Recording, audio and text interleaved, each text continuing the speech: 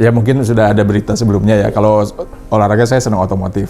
Apakah itu termasuk kategori olahraga? Saya kira sih memang menurut saya termasuk.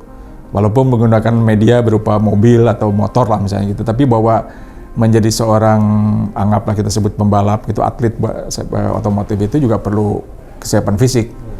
Jadi dulu saya ikut beberapa kegiatan otomotif kan, balapan di rally, di sprint gitu.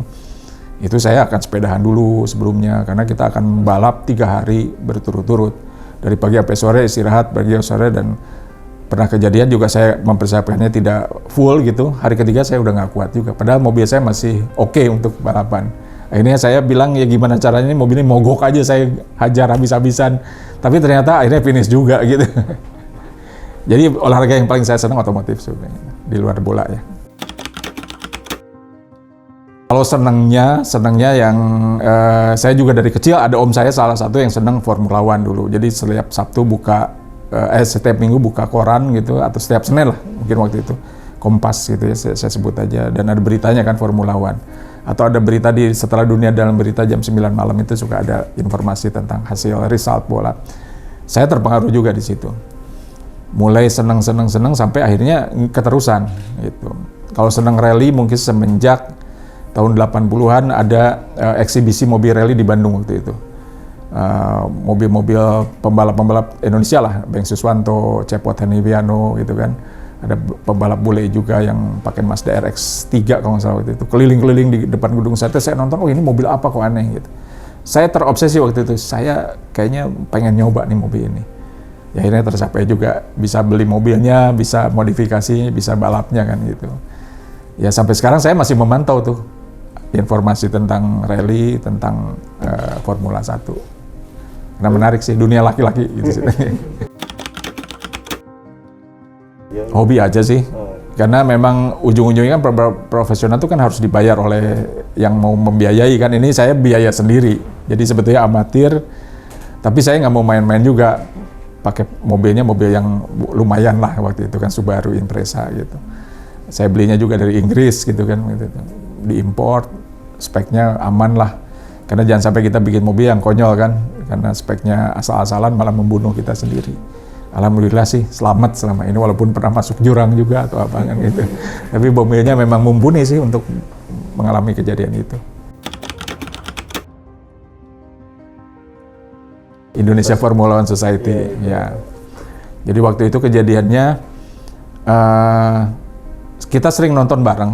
F1 itu kan dulu tidak ada di TV nasional, adanya di TV kita sebutlah Star Sport zaman dulu kan, sekarang jadi Fox kan.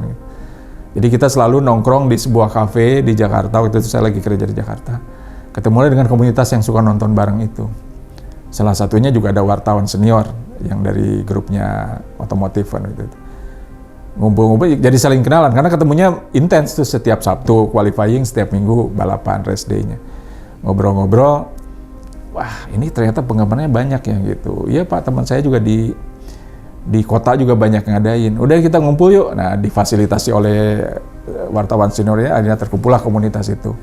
Komunitas ini serius, bukan lagi hanya ngumpul. Akhirnya saya buat organisasinya, saya buat aktenya, saya buat surat korespondensi ke Aliansi Supporter Dunia itu F1 di Itali.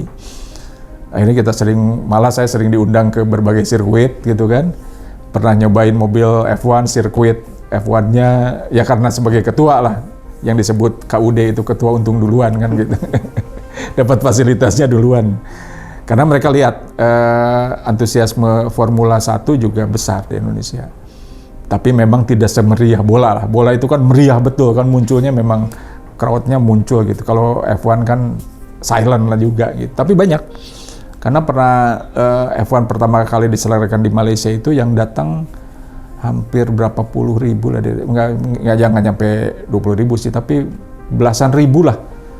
Tanpa disadari itu adalah market kan gitu. Karena yang nonton di F1 itu sebetulnya di seluruh sirkuit di dunia itu ada yang selalu datang, sekitar 20% itu rutin tuh. Dia orang kaya yang punya uang, punya bisnis, tapi tiap 2 minggu sekali keliling tuh. Karena di Eropa mungkin dekat ya, antar Eropa nonton. Dan nontonnya bukan lagi di kelas yang biasa, nonton di pedok club yang harganya mungkin 100 juta lah satu tempat duduk, tapi dapat fasilitas. mereka juga datang ke Asia, ke Malaysia waktu itu ada kan, setelah ini di Singapura ada, dan sekarang Asia jadi banyak sirkuit.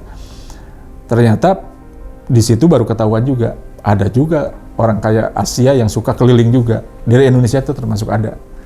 Jadi Indonesia termasuk market besar di F1 yang akhirnya juga ada beberapa jam disesuaikan tuh di prime time-nya Indonesia, karena main kan jam 7 di Asia kan. Karena memang di sana siang. Kenapa? Karena penonton Indonesia banyak juga. Gitu.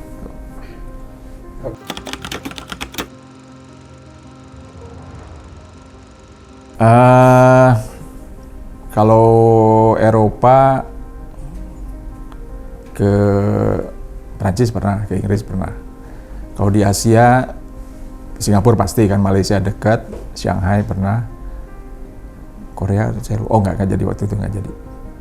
Tapi yang pasti sih rutin ke Malaysia dan Singapura lah, karena tiap tahun saya dapat undangan gitu kan, dan tiap tahun juga kita nyempatin ke sana untuk bisa ketemu dengan komunitas penggemar F1 seluruh dunia lah, gitu. Dari Finland, dari Inggris, ada grupnya juga gitu, suka ngumpul-ngumpul. Biasanya setelah F1 beres kita nonton band dulu kan di sana, setelah itu baru nongkrong-nongkrong lah. Gitu.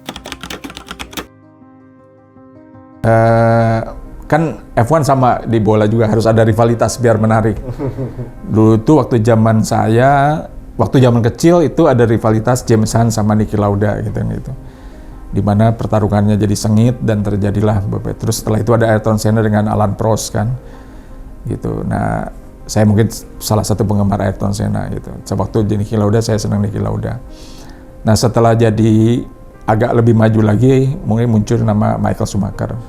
Lawannya Mika Hakkinen gitu. Nah, saya senangnya Mika Hakkinen karena senang mobilnya McLaren. Tapi penggemar Ferrari lebih masif sebetulnya waktu itu kan, ingat. Nah, sekarang mungkin menjadi rivalitasnya nggak begitu kelihatan menurut saya ya, karena Lewis Hamilton dominan. Waktu zaman sebelum Lewis Hamilton ada Sebastian Vettel, nggak ada lawan juga. Setelah juara 4 kali berturut-turut, dia pindah ke Ferrari, muncullah Lewis Hamilton. Pernah dilawan sekali sama Kimi Räikkönen, cuma sekali aja menang juara dunia di tahun 2007. Selanjutnya ya udah didominasi Petronas, Mercedes. Saya melihat itu kerugian sebetulnya kalau tidak ada rivalitas itu. Tapi kan pembalap berhak punya mimpi untuk memecahkan rekor. Waktu zaman Michael Schumacher dominan, akhirnya setelah Mika Hakkinen mundur itu menjadi tidak menarik, tapi dia memecahkan rekor 7 kali juara dunia. Sekarang Lewis Hamilton sudah 7 kali hampir, jadi sudah menyamai. Kalau sekarang juara lagi, dia jadi juara dunia terbanyak. Jadi dia tidak peduli dengan rivalitas, yang penting saya bisa terpampang sebagai nama yang bersejarah, sebagai perebut juara dunia terbesar. Jadi saya kira begitu sih di nature-nya di setiap olahraga kan gitu. Memecahkan rekor-rekor terus. Balap udah enggak lah, kalau langsung enggak, tapi main di simulator masih. Berarti sekarang sibuknya masih di simulator aja itu, Pak? Itu kan hanya ini aja kalau lagi iseng aja ya, karena di situ juga kita main online juga kan. Ketemu teman-teman yang main online, yang dulunya pereli juga, ayo kita balapan yuk di jam segini, ada janjiannya lah gitu. Seru.